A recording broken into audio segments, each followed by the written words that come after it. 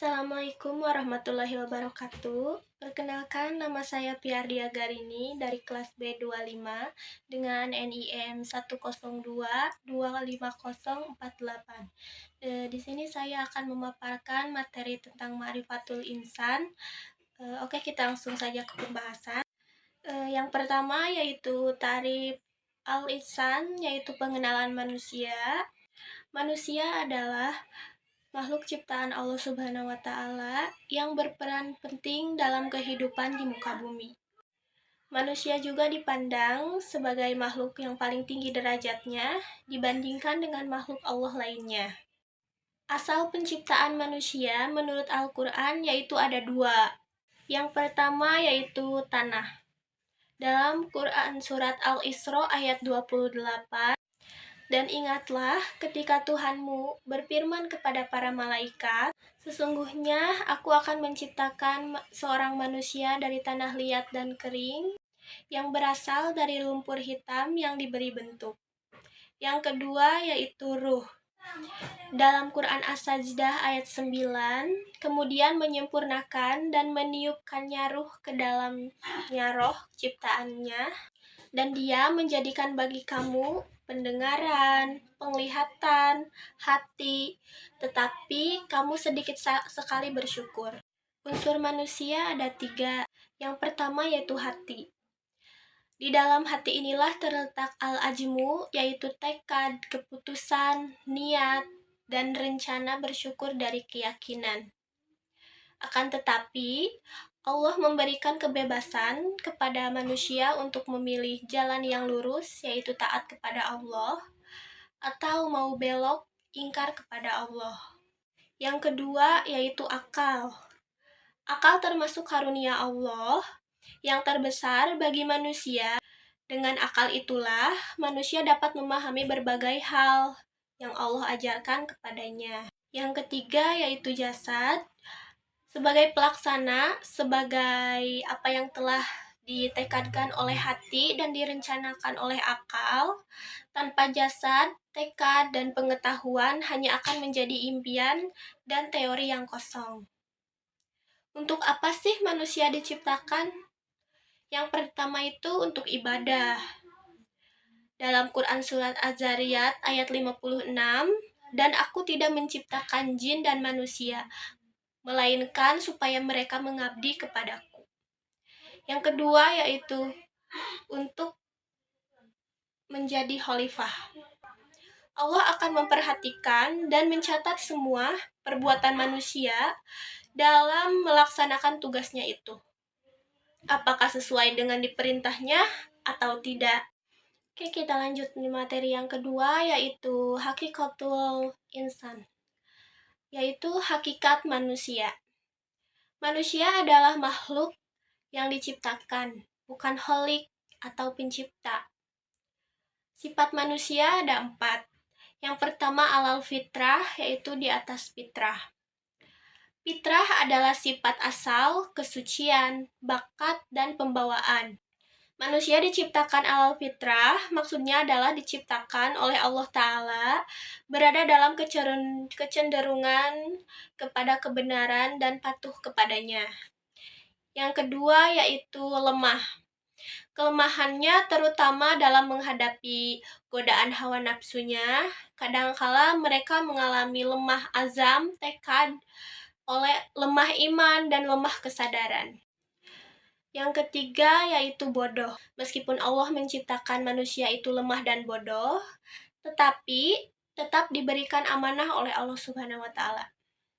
Yang keempat yaitu fakir. Manusia juga diciptakan oleh Allah Ta'ala dalam keadaan fakir, yaitu butuh atau berkehendak kepada pemberiannya. 3 kemuliaan manusia, yaitu yang pertama ditiupkannya ruh.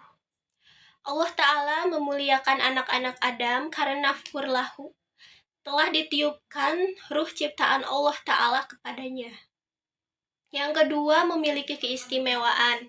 Manusia merupakan makhluk yang Allah anugerahi dengan berbagai kemuliaan dan keistimewaan dibandingkan dengan makhluk lainnya.